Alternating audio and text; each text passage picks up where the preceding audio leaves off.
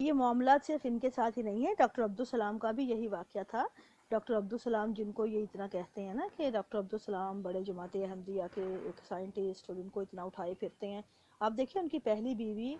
جو تھی وہ فرسٹ کزن تھی، اور 4 بچے تھے ان سے، ان کے ساتھ بھی یہی معاملہ تھا، ان کے ساتھ ان کی نہیں بنی، ساری عمر نہیں ان کی انڈرسٹینڈنگ تھی۔ وہ تعلیم کرنے کے لیے باہر جب آئے ہیں تو ان کے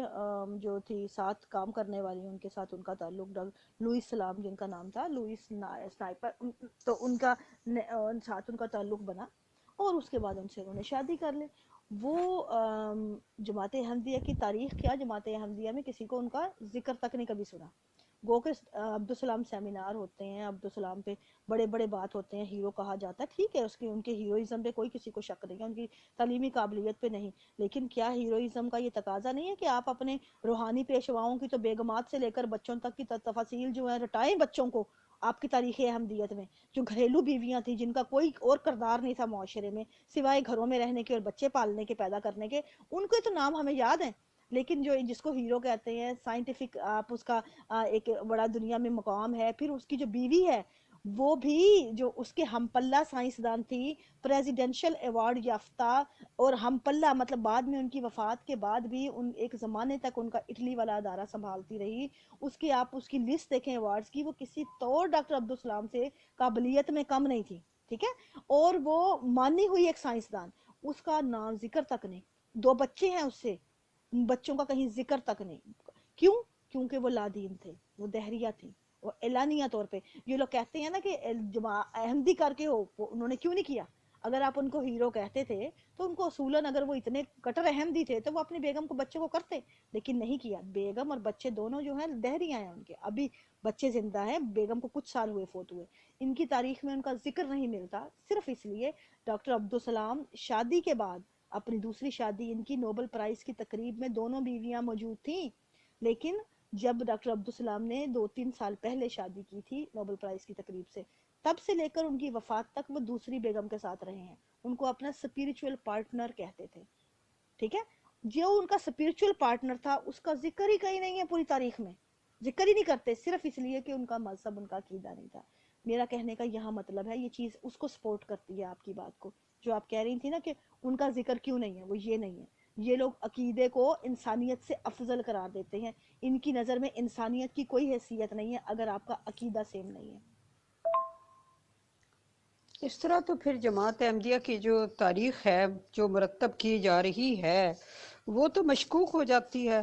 یعنی جس چیز کو آپ چاہیں اس کو ہائی لائٹ کر دیں، اور جس چیز کو چاہیں آپ اس کو بالکل تاریخ سے ہی غائب کر دیں، یعنی اس کا ذکر ہی نہ ہو، آنے والی نسلوں کو شاید کبھی پتہ ہی نہ چلے 100-200 سال بعد کے ڈاکٹر عبدالسلام نے ایک اور بھی بیوی کی تھی۔ تو اس سے تو پھر یہ ثابت ہوتا ہے کہ تاریخ لکھنے والے جو ہیں وہ مورخ جو ہیں وہ بالکل بائسڈ ہو کے لکھتے ہیں، جو چیزیں سوٹ کرتی ہیں اور امیج کو بڑھاوا دیتی ہیں وہ تو لکھ لی جاتی ہیں، اور جو چیزیں امیج کو ذرا نیچا دکھاتی ہیں وہ چیزیں جو ہیں وہ تاریخ سے ہی بالکل اڑا دی جاتی ہیں۔ جی جناب، جماعت احمدیہ کی جو آپ کا سوال ہے کہ ان کی تاریخ مشکوک ہے، تاریخ مشکوک ہے، ہو کیا جاتی ہے، یہ ہے پوری کی پوری تاریخ مشکوک ہے، یہ تو انہوں نے تو تاریخ دان رکھے ہی وہی ہوئے ہیں جن کے اپنے انہوں نے جو پڑھاتے ہیں، جن کی اپنی زبان ہی کوئی نہیں ہے، جن کو جو پڑھاتے ہیں وہی لکھتے ہیں۔ اب تاریخ دان چھوڑے، میں اپنا واقعہ سناتی ہوں، میرے اپنے گھر کا واقعہ۔ میرے اپنے خالو جو ہیں وہ تقریباً 8-10 سال پہلے ان کی وہ ہوئی، ٹارگٹ کلنگ ہوئی شہداد پور میں، ان کے بیوی بچے میں نے یہاں کینیڈا میں بلائے تھے، میں نے، ٹھیک ہے، ان کے پہلے کہ وہ ان کی ڈیتھ ہوتی، اور ان کے اپنے معاملات زندگی ہمارے خاندان میں کسی سے ڈھکے چھپے نہیں تھے کہ وہ کتنے عیاش پیسے والے تھے، لیکن بیوی بچوں کا کوئی حق ادا نہیں کر رہے تھے، عیاشی میں اپنا پیسہ صرف کرنا ان کا کام تھا۔ خیر وہ ان کے اپنے معاملات تھے، ان کی انہی عیاشیوں کی وجہ سے بیوی بچے سفر کر رہے تھے، جو کہ جن کو ہمیں یہاں بلانا پڑا۔ ان کے آنے کے بعد بیوی بچوں کے کچھ 8-10 مہینے ہوئے ہوں گے، تو انہوں نے اپنی کوئی پراپرٹی لینی تھی، پراپرٹی کے لیے جا رہے تھے، ان کی ڈیل میں پرابلم ہوئی، اور ان کے جو ساتھ والی جو جن کے ساتھ وہ پراپرٹی کا چل رہا تھا ڈیل کا، وہ پارٹی نے آ کے ان کو اس موقع پہ اس دن قتل کیا، ان کا پیچھے جا کے جب وہ ڈیل کرنے جا رہے تھے سائن کرنے، انہوں نے ان کو شوٹ کر کے کل کر دیا۔ اچھا، اور یہ معاملہ ہمارے علم میں تھا کہ جب ان کی ڈیل ہو رہی ہے، اس طرح کی تھریٹ گزر رہی ہے، ان کو مل رہی ہیں، اور یہ تمام مواقعات اور یہ خطرہ ہے، سب پتہ تھا۔ اور جب ان کی کلنگ ہو جاتی ہے، اور آپ یقین مانیں کیونکہ وہ وہاں کے مربیوں کے ساتھ دوستیاں تھیں، چندے پورے جاتے تھے، پیسے والے تھے، پارٹی پیسے والی تھی، تو جیسے ٹارگٹ کلنگ ہوتی ہے تو یہاں سے 1 منٹ کے اندر جو وہاں کے مربی ہیں ان کے مرزا صاحب کو، مرزا مسرور صاحب کو میسج آ جاتا ہے کہ جی ایک شہید ہو گیا، ٹارگٹ کلنگ ہو گئی، اوکے، ٹارگٹ کلنگ کو شہید قرار دے کے جماعت کے کھاتے ڈال دیا گیا، اور کہا گیا جماعت کی وجہ سے ہوا، جماعت کی وجہ سے ہوا۔ اور اگلے دن خطبہ جمعے کا پورا خطبہ آ جاتا ہے، اور وہ ایسے ایسے خواب بتائے جاتے ہیں جو ہم سر پیٹتے رہ گئے کہ یہ خواب کس کو آئے تھے، کب آئے تھے۔ ان مربی صاحب کو خواب آ گئے کہ جنت میں دیکھا انہوں نے ایک دن پہلے کہ اطلس کے بے وہ کم خواب بیٹھے ہوئے ریڈ قالین کے اوپر، وہ مرزا غلام احمد صاحب کی وہ ساتھ بیٹھے تکیہ لگا کے بیٹھے ہوئے جنت میں، ان کو دیکھا، اس طرح کے خواب باقاعدہ۔ اور پھر الفضل میں جو انٹرنیشنل ہے اس میں پورا ایک صفحہ ان کے نام سے پورا مضمون چھپا، آپ وہ مضمون پڑھ لیں، ان کو وہ ثابت کیا گیا کہ وہ ان سے نیک پاک دنیا میں کوئی روح تھی ہی نہیں۔ اور آپ یقین مانیں یہ چیزیں دیکھ کے ہم یہاں پہ ہم گواہ ہیں، ہمارے گھر کا ہر بندہ گواہ ہے۔ یہ وہ واقعہ تھا کہ جب میں نے جب ان کی ہوئی تھی نا کہ وہ ڈیتھ ہوئی تھی، تو ان کا جس طرح پروٹوکول سے ربا جنازہ لایا گیا تھا نا، تو میرے اپنے مامون جنہوں کو اپنی بہن کے سارے جو پتہ تھی کہ کس کس سفرنگ میں سے گزری ہے اور کس کس تکلیف میں سے گزری ہے، جس بنا پہ ہم نے یہاں ان کو بلایا تھا ان کی اذیت کی وجہ سے، وہ روتے ہوئے فون پہ کہہ رہے تھے مجھے کہ اگر تو یہ شہادت ہے تو پھر شہید کا کیا بقا۔ میرے لیے تو یہاں سوال کھڑا ہو گیا ہے کہ میں سمجھ نہیں آ رہا جنازے میں جاؤں کہ نہ ہوں۔ ایک طرف میں سوچتا ہوں جب اپنی بہن کے دکھ، اپنے بھانجے بھانجیوں کے دکھ دیکھتا ہوں جو اس نے سفر کیے ہیں اس شخص کے ہاتھوں، جس طرح کی اس کی زندگی گزری ہے عیاشی میں، تو مجھے لعنت بھیجنے کو دل کرتا ہے۔ دوسری طرف سے جب میں دیکھتا ہوں یہ پروٹوکول، یہ خطبات، یہ مضمون، تو میں کیا کروں، کدھر جاؤں؟ میرے اپنے گھر والے یہ کہہ رہے تھے اس وقت، اور میں نے خود سوال اٹھائے تھے لوگوں سے کہ یہ کیسے ہیں تاریخ اور یہ آپ ابھی بھی مضامین میں آپ کو نام بتاتی ہوں، آپ ان کے مضامین دیکھ لیں، آپ ان لوگوں کا خود چیک کر لیں ان کی کیا اتھینٹسٹی ہے جنہوں نے مضامین لکھے، اور یہ میں آپ کے گھر کا ایک ایک واقعہ بتا دیتی ہوں، یہ ہیں شہید ان کے، یہ شہادتیں ہیں، یہ لیول ہیں ان کے۔ تو ایسے ہی تو تاریخیں بنتی ہیں، یہی مضامین کل کو تاریخ کا حصہ ہوں گے۔ میں صرف عیاشی کی ایک لفظ اس لیے استعمال کیا تھا کہ گروپ کے مطلب اخلاق کا لحاظ کرتے ہوئے یہ معاملہ صرف عیاشی تک نہیں تھا، باقاعدہ خواتین کے ساتھ تعلقات، وہاں کی جو ہاری اور جو ہوتی ہیں کمی کمین جو جن کو کہا جاتا ہے ان کی زبان میں، جو سندھیوں کی، ان بیچاری خواتین جو کام کرنے والی آتی ہیں، ان کا جنسی استحصال، ان کو پھر ان کا جو ان کی پھر ابارشن کروانا، یہ تمام معاملات جو ہیں ہماری نظر میں ہیں ان کے، ٹھیک ہے، لیکن وہ آج شہید ہیں، آج وہ شہید ہیں، ان کے اوپر الفضل میں مضامین ہیں، ان کے اوپر پورا خطبہ موجود ہے، لیکن ہم سوال کریں تو ہم غلط ہیں، ہم مرتد ہیں، ہم لادین ہیں، ہم یہ ہیں، یہ تمام پاک باز ہیں۔ بھئی ایسی پاک بازی اگر ہو تو میں کہتی ہوں کیا کرنا ہے ایسے مذہب کا، پھر کیا کرنا ہے ایسے عقیدے کا؟ اس سے بہتر انسان اپنی عقل کے مطابق جی لے، اپنی سوچ کے مطابق، جو ہوگا دیکھا جائے گا، حساب کتاب تو اسی کا دیں گے نا جو ہم نے کیا یا سوچا۔ ہم کیوں ان چیزوں کا حساب کتاب دیں جو ہماری اپنی ہیں ہی نہیں؟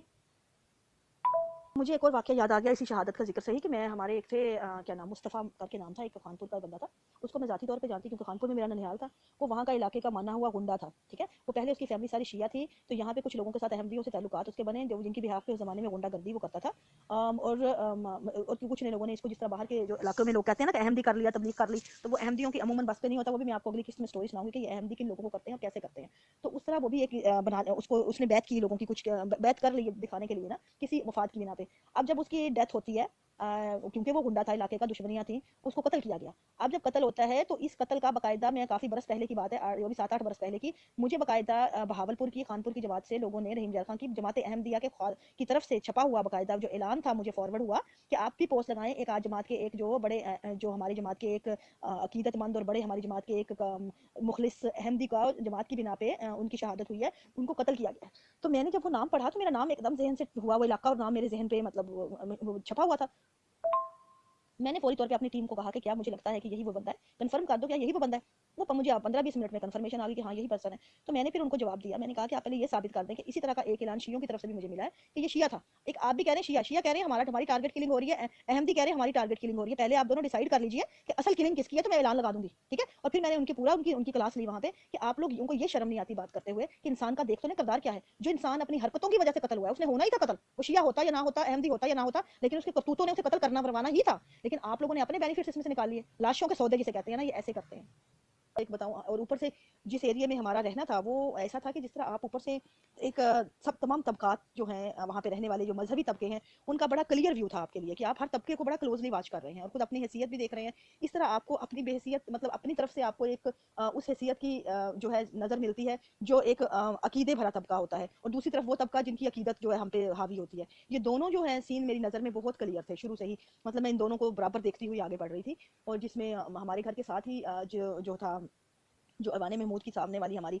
डोर खुलता था, उसके हमारे हमसायों में एक था शालीमार टीवी सेंटर। वो रब्वा की वो दुकान थी जिसमें वीसीआर, उस जमाने में वीसीआर रेंट पे लिए जाते थे, और वो वाहिद दुकान थी जो वीसीआर टीवी जहाँ पाए जाते थे। लोग अमूमन जो होते हैं वहाँ से किसी को वीसीआर चाहिए, टीवी भी बहुत कम घरों में होते थे, तो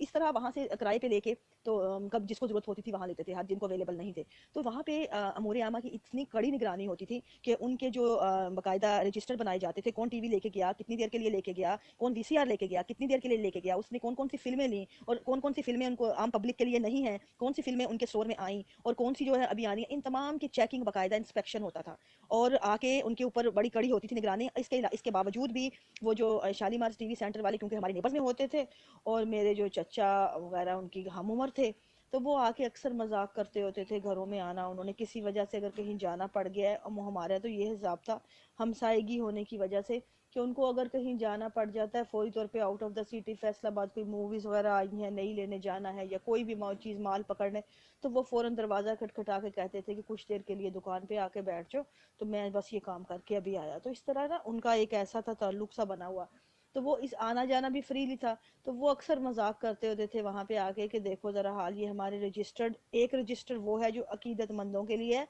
और एक रजिस्टर वो है जिसका किसी को दिखाना भी जायज़ नहीं है क्योंकि वो ख़ानदान वालों के लिए है। वो सिर्फ अमूर अम्मा जानती है, लेकिन वो हिडन है, मतलब किसी को हम दिखा नहीं सकते। और उसमें बाकायदा मूवियाँ भी जाती हैं, बाकायदा वीसीआर भी जाते हैं, बाकायदा वो मूवी, हर मूवी जो आती है, चाहे वो ट्रिपल एक्स हो या पॉर्न वाली हो, या उस ज़माने में तो खैर इतनी पॉर्न वगैरह नहीं थी मूवीज़, या ट्रिपल एक्स जो कहते हैं आजकल। उस ज़माने में जो थोड़ा बहुत भी वल्गैरिटी होती थी वो भी बड़ी फहाशी के ज़ुमरे में आती थी ना। तो अब तो खैर बहुत ओपन चीज़ें हैं, लेकिन उस ज़माने में तो इंडियन मूवीज़ देखना भी एक, मतलब उसमें थोड़ा सा भी सीन आ जाता था तो बड़ी हो जाती थी, बड़ी बात थी। अब वहाँ उस ज़माने में भी मतलब बाकायदा मूवीज़ जो यहाँ से आती थी, जो भी जिस तरह की भी थी, वो हर मूवी जो थी पहले ख़ानदान के घरों में जाती थी और उनकी लड़कियां देखती थी और फिर वापस आती थी। वो कहती थी किसके घर में कौन सी मूवी गई, ये रिकॉर्ड है, होता है हमारे पास, लेकिन हमें दिखाने की इजाज़त नहीं होती किसी को। देखिए ये सिलसिले हम लोग सुनते हुए आए, और इसकी दूसरी तरफ की जो साइड थी वो ये थी कि मेरे साथ खुद भी जो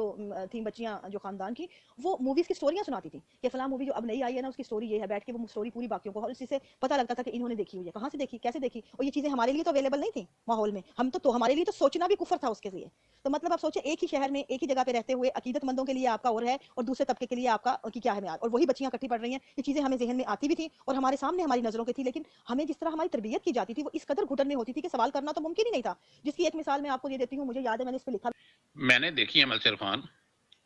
कुछ में तो मैं लाइव भी बैठा रहा, लेकिन कुछ टीवी पे या वैसे यूट्यूब पे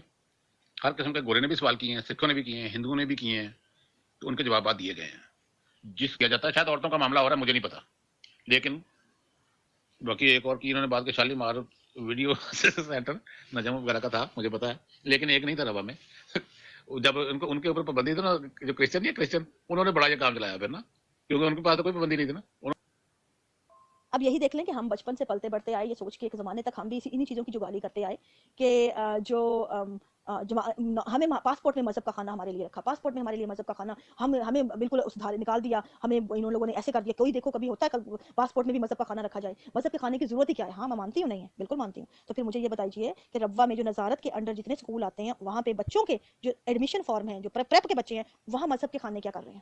آپ ایک بچپن میں جو مائنورٹیز آپ کے انڈر پائی جاتی ہیں، جو بالکل اسمال لٹل مائنورٹیز ہیں، جس میں میرا خیال 1% بنتی ہے کرسچینٹی، وہاں پہ ایک ہی مائنورٹی ہے، آپ ان کے لیے پاسپورٹ پہ مذہب کا کھانا رکھتے ہیں اسکولوں میں. سوچیں ان کے بچے کیسے پلتے بڑھتے ہیں آپ کے اندر کی نفرتوں کو لے کے، کیونکہ آپ انہیں بتاتے ہیں مسیحی ہیں بچے، تو بچپن سے ان کو بار بار کرواتے ہیں کہ وہ آپ کا پارٹ نہیں ہے. کیا ایک معصوم بچے کے کو یہ اس کا آپ کیا سمجھتے ہیں کہ اس پہ یہ جو اس کے ارد گرد یہ فضا کریٹ کرنی، کیا آپ کو کسی طرح انصاف کا کوئی معیار نظر آتا ہے اس میں؟ تو جب آپ خود وہی کام کر رہے ہیں جو آپ کے ساتھ انہوں نے کیا، تو آپ تو اسی لیول پہ کھڑے ہیں نا، آپ کا کوئی الگ لیول تو نہ ہوا. تو فرق یہاں پہ یہی آتا ہے جو میں بارہا کہتی ہوں کہ یہاں پہ کوئی ظالم اور کوئی مظلوم نہیں ہے، یہاں پہ سبھی ظالم ہیں. اپنی اپنی حدود میں جو آتا ہے وہ کسی درجہ کسی طور کم ظالم نہیں ہوتا. صرف فرق اتنا ہے کہ یہ جو مظلوم خود کو کہلاتے ہیں ان کے ہاتھ میں طاقت نہیں ہوتی. آپ طاقت کا یہی ڈنڈا ذرا ان کے ہاتھ میں تھما دیں، یا ان سے کم ظالم ثابت نہیں ہوں گے، کیونکہ یہ مائنڈ سیٹ ہے. کسی بھی مائنورٹی ہو یا میجورٹی، پرابلم مائنڈ سیٹ ہے. اور مائنڈ سیٹ یہ ہے کہ ہمارے ہاں ہر ظالم اپنی حدود میں آ کے جو باہر مظلوم ثابت ہوتا ہے، ہر مظلوم جو ہے اپنی حد کے اندر وہ بھیڑیا ہے.